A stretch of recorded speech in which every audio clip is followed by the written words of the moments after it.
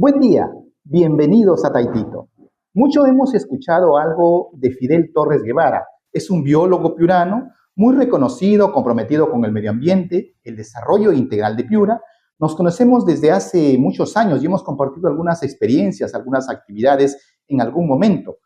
Y con esa sencillez que lo caracteriza, hoy nos recibe en su casa en una entrevista para conversar sobre temas muy importantes. Uno de ellos, el niño, ciencia, desastres y elecciones generales en el Perú. Fidel, ¿qué es exactamente el fenómeno del niño? ¿Y por qué en el Perú siempre termina convirtiéndose en un problema social y político, además de ser un tema climático? Este evento que técnicamente, científicamente, nosotros realizamos investigaciones con el Consejo Nacional de Ciencia y Tecnología en biodiversidad. Específicamente a mí me corresponde realizar investigaciones en biodiversidad en la zona andina. Pero el clima de toda la región está condicionado de manera importante en los procesos más significativos y periódicos por el evento Niño. Técnicamente, el nombre del niño es ENSO, o ENOS en español, es el Niño Oscilación del Sur. Es un nombre técnico en todas las revistas de investigación, documentos de investigación científica, así se le denomina. ¿Por qué? Porque es un evento de alteración atmosférica oceánica en la que periódicamente y no previsible se genera una oscilación del anticiclón del Pacífico Sur, que es el sistema de vientos que motoriza la corriente de Humboldt, que es aguas frías, de sur a norte, y generan una alteración en los procesos de generación de calor latente o de grandes acumulaciones de nubes, cuando ese anticiclón del Pacífico Sur colapsa o oscila. Y generalmente es significativo cuando la oscilación ocurre en lo que sería el invierno. Por eso se dice que hay años que no tienen invierno, y ese es un proceso de oscilación del anticiclón en marcha que tiene como resultado una permanente evaporación en el océano, en el Pacífico, frente a Piura, en lo que llaman la región, especialmente, tanto en el Pacífico Central, pero especialmente en la región 1+2, que es en los cuadrantes cercanos a Piura, que es entre los 80 y 90 grados de longitud oeste y los 0 y 10 grados latitud sur. En ese espacio es donde esta oscilación del anticiclón del Pacífico Sur va a afectar hacia fines del año, que inicia el verano, con cambios notables de temperatura que afectan a los cultivos, pero que luego se asocia también a altas precipitaciones. Pero también se habla del niño costero. Esa es una categoría que han ingresado hace pocos años, especialmente a partir de 2017 que hubo. Pero hay la definición, si uno ingresa a la página web científica de CENAMI, y la definición de niño costero es muy ambigua. Y lo que se define es el índice de niño costero, es decir, las variables con las cuales se determina si es niño costero. Se le mide la dimensión del niño costero, y textualmente se indica que es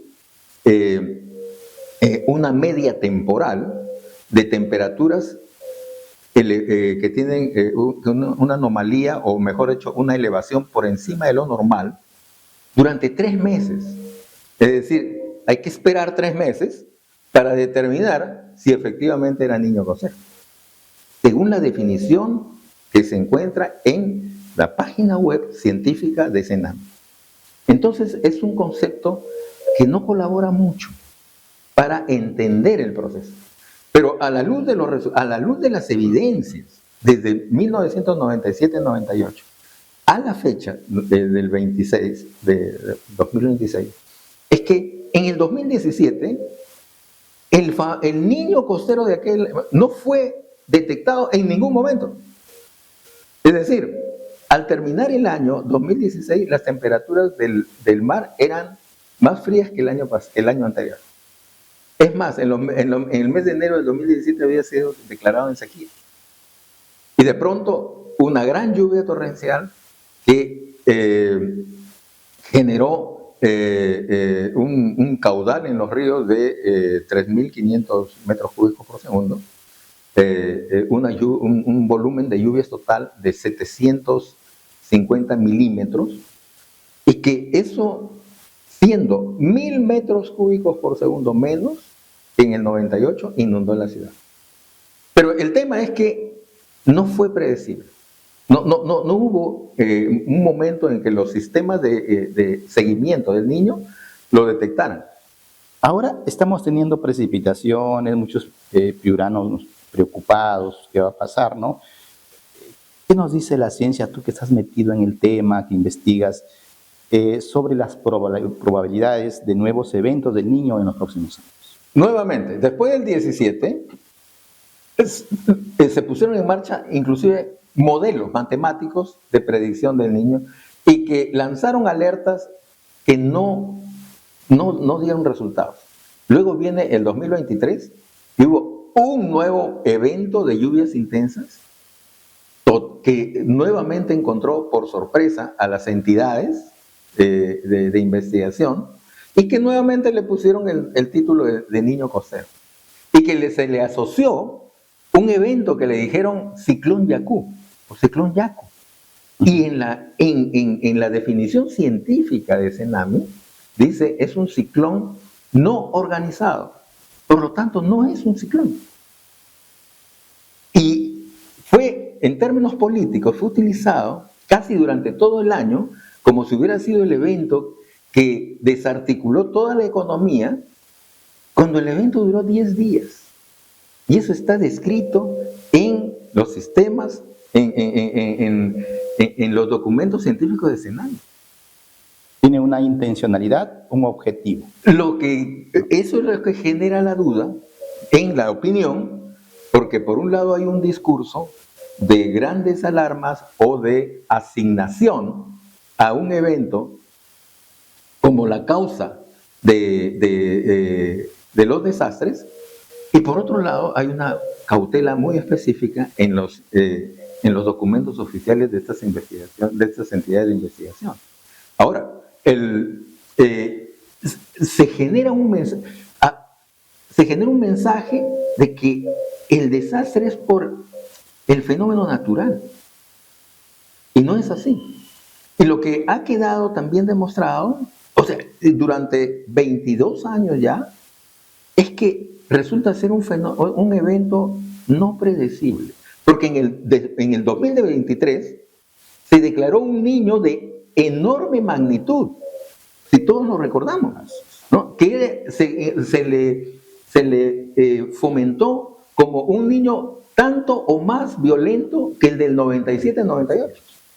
Y en ese año ni siquiera llovió en diciembre y no llovió en lo que hubiera sido esperable en el verano del 24. Y durante estos meses nuevamente han declarado alerta de niño, y a la luz de los hechos todavía no se manifiesta y ya estamos en marzo.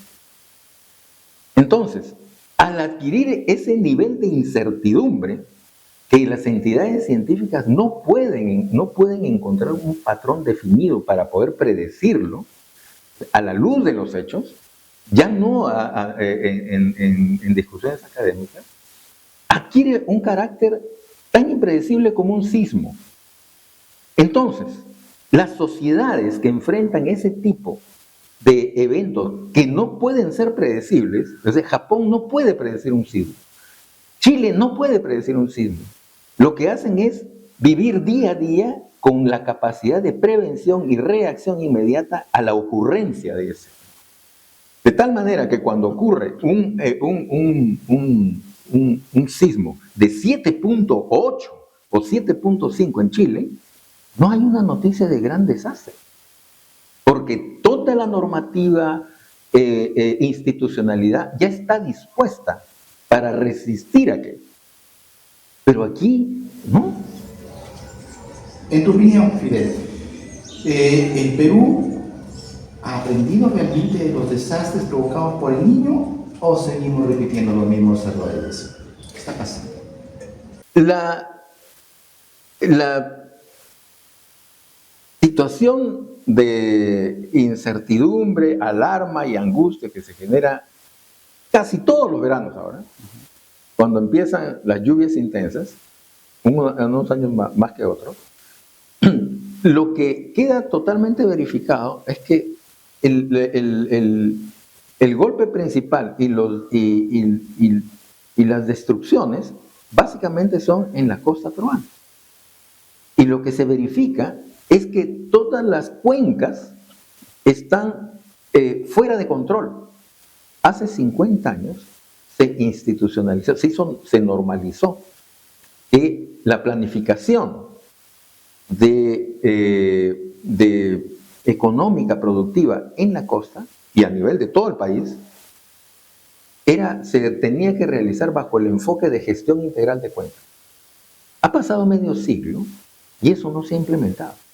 Por eso es que ocurre lo mismo de Tumbes hasta este año, hasta Arequipa, que ha sido en ese momento elocuente lo que ha pasado en Arequipa, ¿no? Y aquí en Piura uno ve y el río prácticamente ha desaparecido.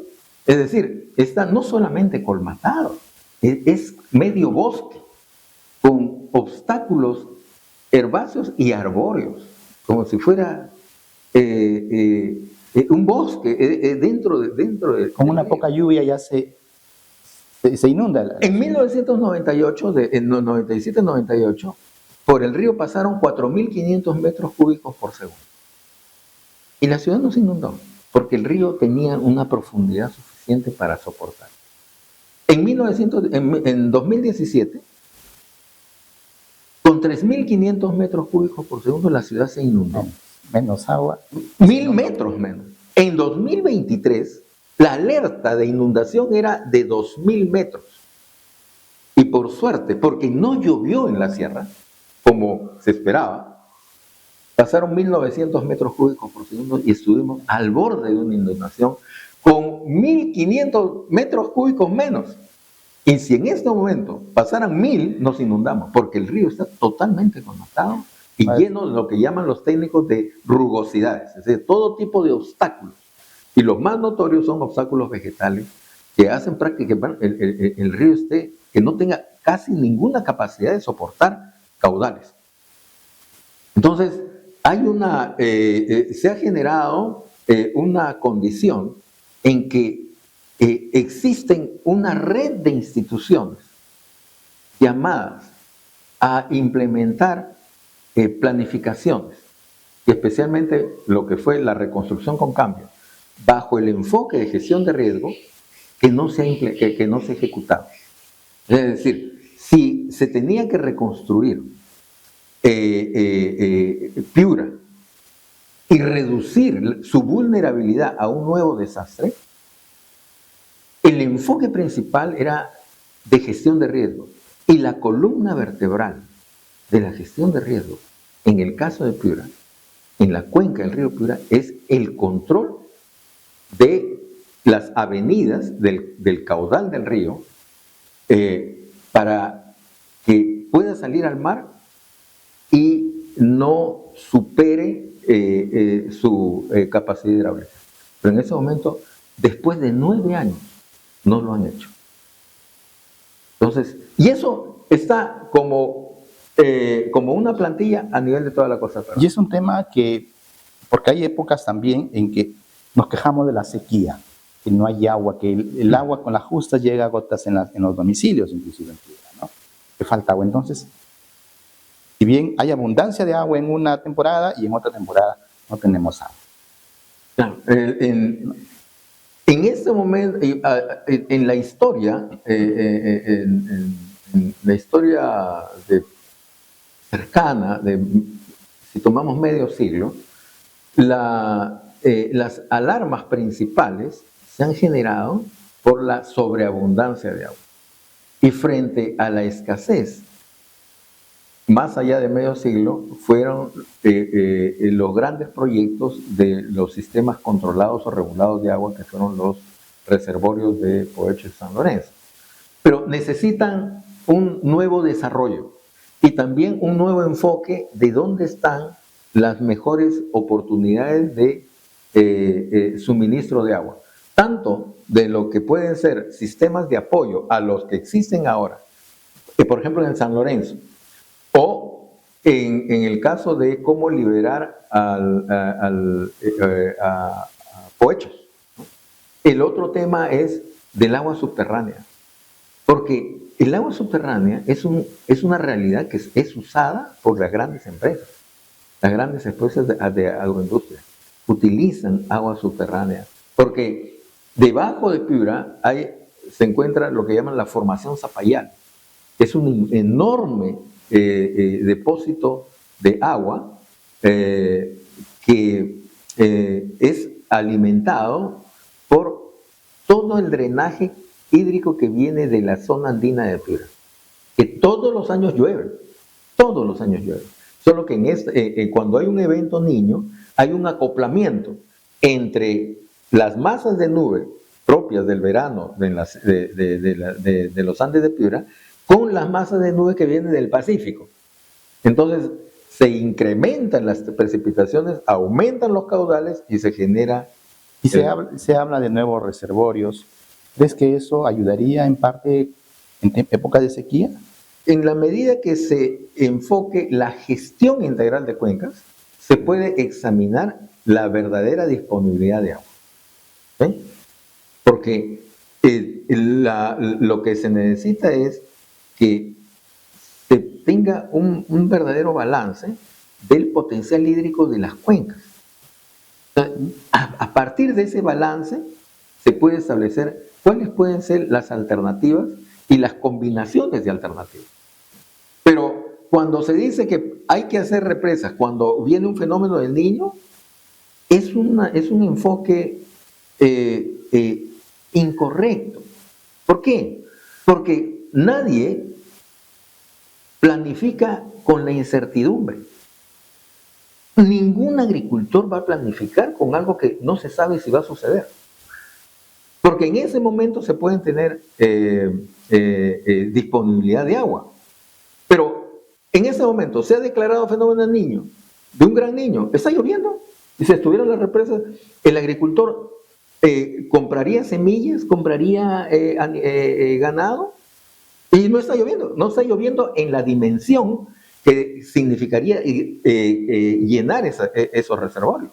Con todas las experiencias, Fidel, con todas las experiencias del fenómeno del Niño que hemos tenido, seguimos con una actitud de reacción, pero no de prevención, ¿no? Que debería ser. Bueno, ¿cuáles son los principales errores que cometen los gobiernos regionales, crees tú, ¿no? O gobiernos locales cuando se trata de enfrentar el evento del Niño, sobre todo en cultura preventiva o en prevención? El enfoque de gestión de riesgo es un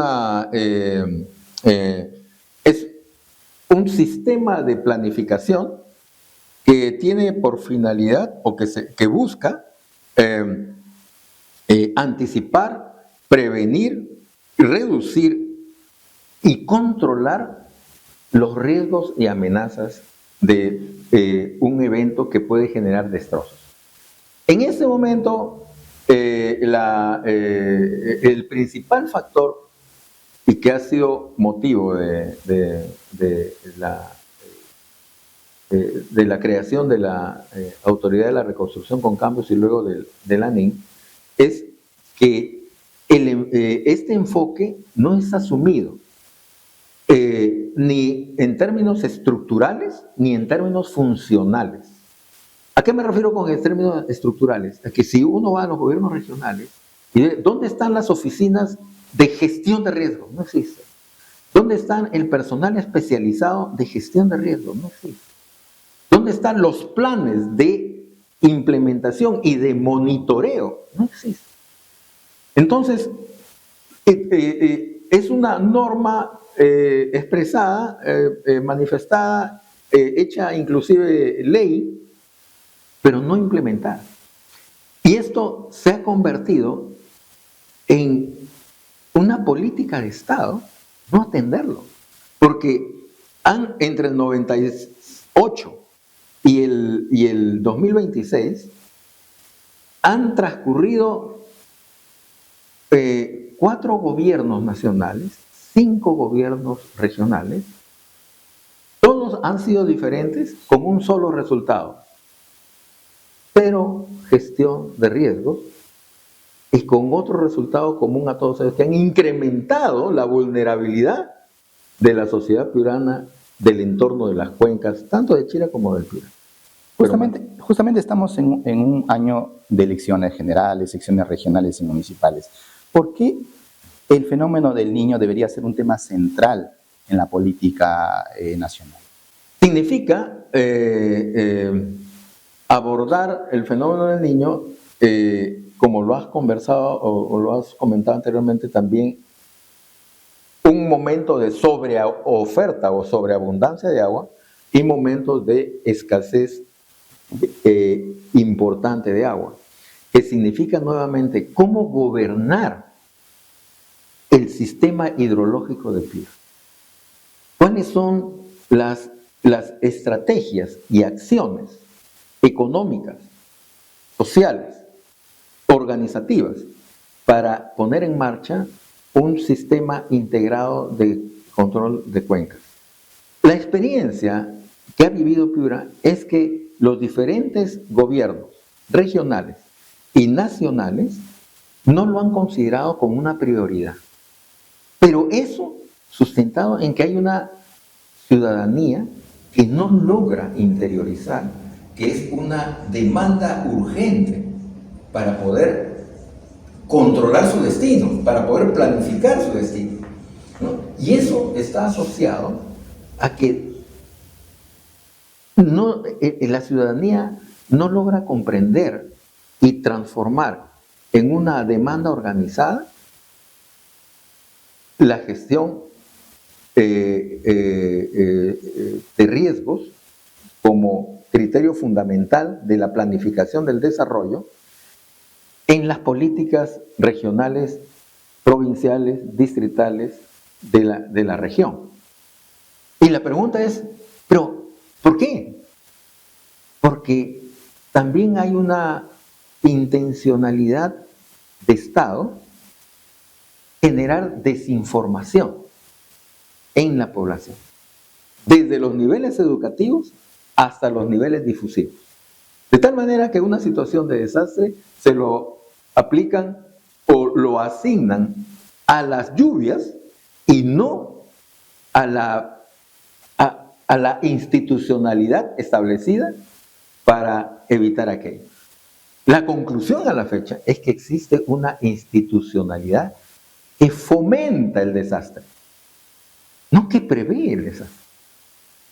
Porque allí está la Autoridad de la Reconstrucción con Cambio y ahora la Autoridad Nacional de Infraestructura. El jefe acaba de decir que él no tiene nada que ver con lo anterior. El jefe de ellos es PCM, la Presidencia del Consejo de Ministros. Y por ley le dieron la función de controlar el proceso desde el 2017 a la Contraloría General de la República. Pues ninguno de estos dos grandes actores ha cumplido con su trabajo. Y al entorno de ello están los gobiernos regionales, provinciales, distritales, el COER, INDECI, SINAGER, todas estas instituciones, CENAMI, el ENFEN, es más, la comisión del Congreso que tenía que vigilar, toda esta malla de instituciones no cumplieron su trabajo y por lo tanto se convirtieron en mecanismos institucionales de promoción del desastre. ¿Y qué tipo de propuestas crees, propuestas concretas, deberíamos exigir los ciudadanos a los candidatos presidenciales frente al riesgo de desastre? En mi opinión, nadie va a venir por nosotros.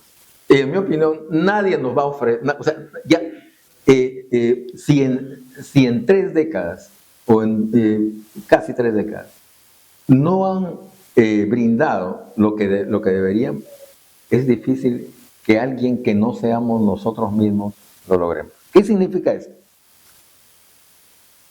La posibilidad de lograr que nuestras expectativas como ciudadanos piuranos se conviertan en políticas operativas para resolver este tipo de problemas, no va a venir por una oferta, sino por el esfuerzo colectivo de los ciudadanos, de llegar a los mecanismos del poder con agenda concertada de los propios ciudadanos piuranos.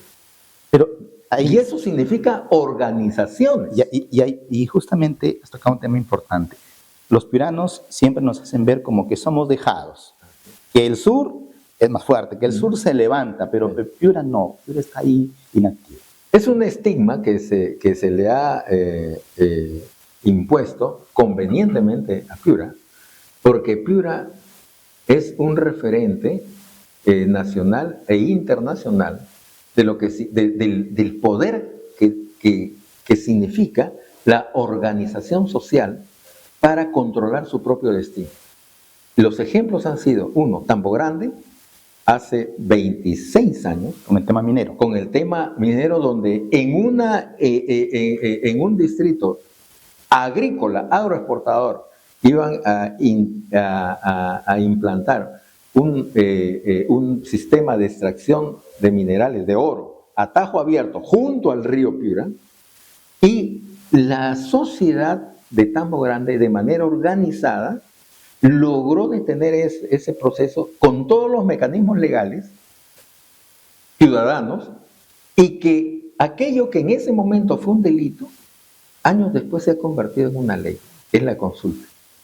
Es decir, la sociedad piurana convirtió un proceso que era condenado por el Estado peruano como un delito y hoy día es una ley, una lección tremenda, porque fue precisamente en un enfrentamiento legal y de derecho ciudadano frente a las industrias más poderosas, que no, es más, que no son nacionales, sino básicamente extranjeras, con socios nacionales, y que lograron poner un proceso diferente en marcha. Y el segundo caso fue en la Sierra de Piura, donde ya no fue un distrito como Tambo Grande, sino fueron 2 grandes provincias andinas que lograron institucionalizar de manera tácita la protección de los páramos y bosques de neblina de los Andes piuranos, que son ecosistemas sumamente endémicos, muy ricos en biodiversidad para la economía del biocomercio, y son las fuentes de suministro de agua para la llanura costera, como también para la cuenca amazónica. Pero esa fue una lección de organización andina. Entonces, hay 2 claros ejemplos en la sociedad piurana, en su sociedad costera y en su sociedad andina, de cómo la organización social, con un programa muy bien definido y que acudieron a la integración del conocimiento tradicional con el conocimiento científico para poder imponer su voluntad del modelo de desarrollo que mejor les conviene. ¿Y es un referente nacional, latinoamericano? Han sido declarados referentes nacionales e internacionales, porque después del caso de Piura, vinieron los casos de Argentina, y yo pude ver directamente el caso de El Salvador también, donde estos casos de empresas mineras que pretendían iniciar operaciones en lugares, en ecosistemas altamente sensibles, fueron detenidos por la voluntad negociadora de las sociedades que estaban comprometidas. Es decir, que en el caso de que Piura es referente, representa un enorme esfuerzo de capacidad social organizativa, de gestión de conocimientos para poder establecer cuál es el verdadero diseño, modelo de desarrollo que mejor les conviene, de acuerdo a su territorio, de acuerdo a lo que más conviene para ellos. Fidel, ¿cómo influye el cambio climático en la intensidad o en la frecuencia de los eventos del Niño? En el caso de El Niño, y especialmente, bueno, aquí vamos a tomar desde lo que nosotros podemos dar referencia directa, el evento Niño, ENSO, El Niño Oscilación del Sur, más relevante que se ha registrado es el del 97-98. Tanto por la magnitud de lo precipitado y registrado, como por la dimensión de las alteraciones que se generan. Después del 97-98, se ha registrado el 2017, que ya se etiquetó como niño costero, y el de 23, igual como niño costero, pero han tenido una magnitud mucho menor y descendiente. Entonces, aquello que se comenta de que este evento iba a ser más frecuente y más intenso, simplemente lo que sucede es que es incierto. Porque si se puede decir más frecuente, la pregunta sería, ¿cuán más frecuente ha sido el del 97-98? Han pasado, ¿cuántos años? 28 años. Y no ha ocurrido uno similar al anterior. Y los que han ocurrido han sido bajo alto nivel de incertidumbre, porque en los dos casos a las entidades de investigación las encontraron por sorpresa. Entonces, nuevamente volvemos al tema de que es un evento altamente impredecible. Y la acción de gobierno, de la institucionalidad, para ello es cómo construir institucionalidad y capacidades sociales para soportar la ocurrencia de un evento de gran intensidad con un mínimo de vulnerabilidad. Y eso se trabaja todos los años. Cuando se dice alerta temprana, a ninguna persona que le digas dentro de una semana, porque además dicen dentro de horas, nadie va a salir corriendo de su casa. Porque ¿qué alternativa le dan? Váyase a la pista. Nadie se va a ir de su casa. O sea, no tiene sentido. Frente a la inactividad, digamos, podemos decir, del Estado, de los gobiernos, ¿cuál sería el papel que debería asumir la comunidad científica en las decisiones políticas, sobre todo en lo que es previsión de desastres, como el Niño, como un sismo, también como lo acabas de mencionar? Sí, esto está muy vinculado a también una política de Estado. Es política de Estado desincentivar el conocimiento. Desde la educación, desde la degradación de SUNEDU y desde el incentivo a la investigación científica vía fondos competitivos para la ciencia. Hasta hace unos 5 años atrás existían aproximadamente 3 o 4 fondos competitivos del Estado para incentivar la investigación. Investigación agraria, investigación pesquera e investigación de todo tipo en los diferentes ámbitos. Uno que era el Programa Nacional de Innovación Agraria, bueno, el institucional que siempre está presente, el Instituto Nacional de Investigación Agraria, pero había un Programa Nacional de Innovación Agraria, otro Programa Nacional de Innovación de Pesca y Agricultura, y luego CONCITEC, el Consejo Nacional de Ciencia y Tecnología. Hoy en día solamente queda CONCITEC. Y CONCITEC este año ha concentrado el presupuesto limitado que tiene, 50% para Lima.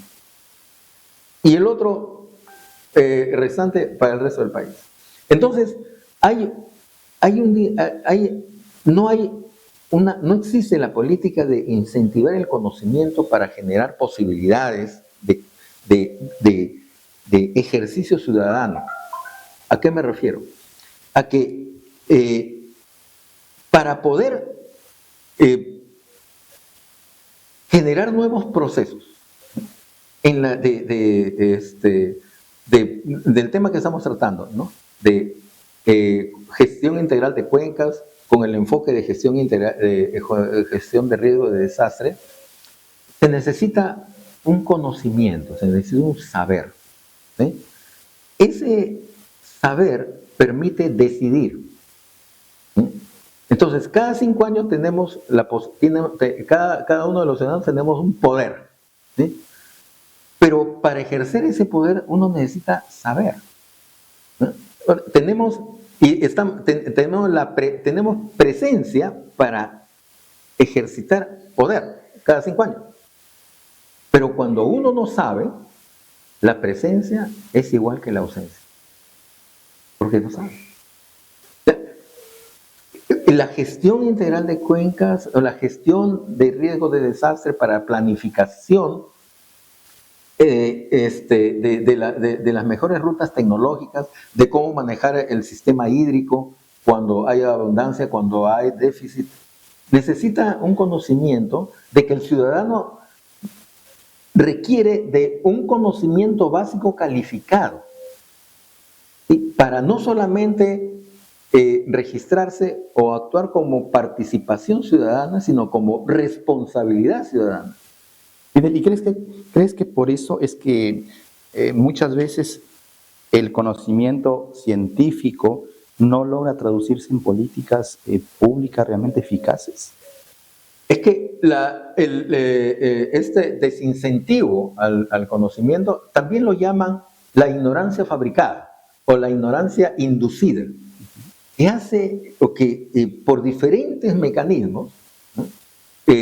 Tanto de difusión de las empresas noticiosas, públicas y privadas, neutralizan la capacidad de escrutinio de la sociedad, tanto en difusión de noticias como en difusión de programas que nublan la formación intelectual de los ciudadanos y además que está acompañado con un sistema deficitario educativo. Entonces, no se traduce en una ciencia que se integra al conocimiento colectivo.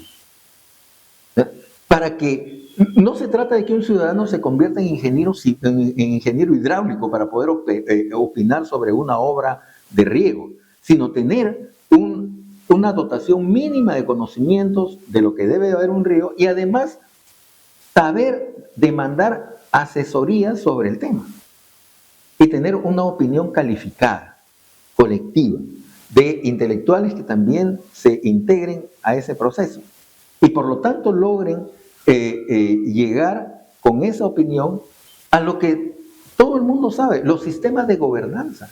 Es un mecanismo legal la gobernanza, pero ¿se ejerce la gobernanza? No, porque para ejercer eficientemente la ciudadanía uno necesita saber. ¿Por qué? Porque las decisiones tienen una gran carga tecnológica. Y si el ciudadano no tiene dotación de conocimientos, entonces tiene confusión para decidir si la propuesta tecnológica o la alternativa tecnológica es la correcta o la incorrecta. No puede vigilar el proceso. Y no solamente tecnología, o sea, cuando nos referimos a la alfabetización científica, no es solamente sobre las técnicas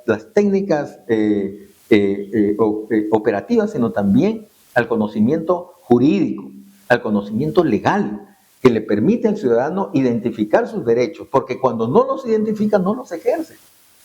Identificar sus oportunidades, porque cuando no las conoce, no las reclama.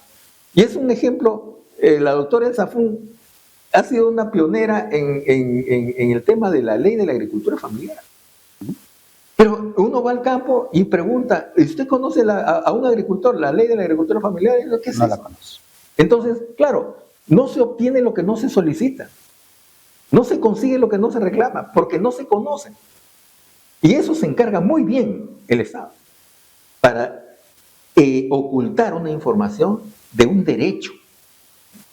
Entonces, lo que ha sucedido aquí en Piura es que hay un por ley se ordenó en el 2017 reconstruir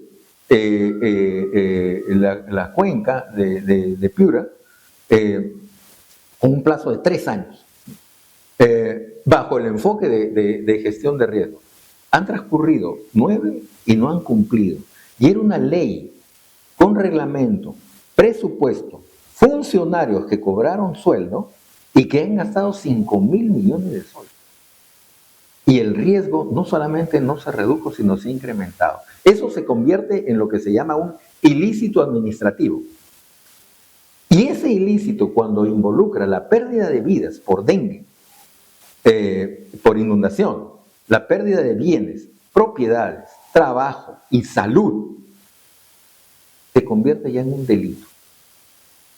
Fidel, finalmente, para terminar esta primera parte, si pudiéramos recomendar 3 medidas, hablemos de 3 medidas urgentes para el próximo gobierno regional y para el próximo gobierno central en temas para enfrentar el niño, ¿qué recomendaría?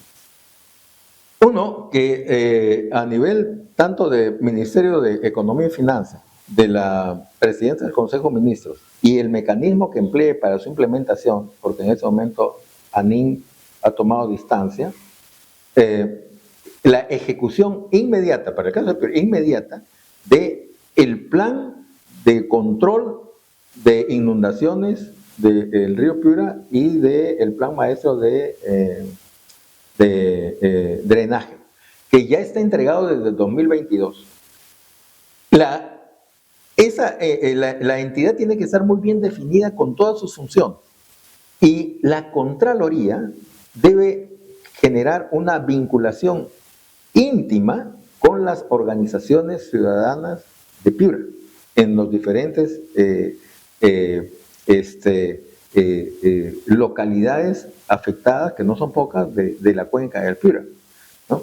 Y abrir todos los mecanismos de gobernanza a nivel distrital, provincial, regional, y una fiscalización directa y permanente del Congreso, pero que sea fiscalizada, que pueda ser fiscalizada en su funcionamiento. Porque ese sería el primer paso de gobernar el río. En el momento que Piura gobierne el río, va a poder gobernar su futuro. Porque a la fecha no puede gobernar su futuro. Vamos a una pausa y regresamos con Fidel Torres Guevara para seguir conversando sobre temas relacionados al desarrollo de la región y del país.